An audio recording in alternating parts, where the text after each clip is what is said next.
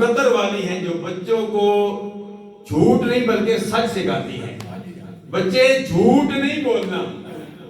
تو وہ ماں تھی، اس نے کہا، جس کا نام تھا فاطمہ.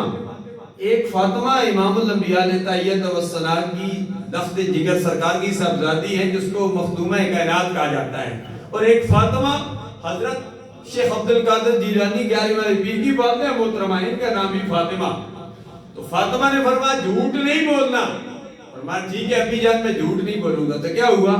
راستے میں ڈاکو نے لوٹ لیا سارے قافلے کو، علم دین حاصل کرنے کے لیے گئے. تو غوث اعظم کے پاس آئے، آپ بچے تھے.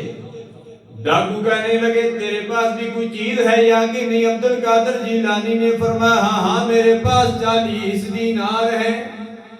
وہ ڈاکو حیران رہ گئے، یہ بچہ ہے، یہ اگر چاہتا تو یہ چھپا بھی سکتا تھا، یہ سچی بات نہ بتاتا تو اس کے یہ 40 دینار بچ جاتے.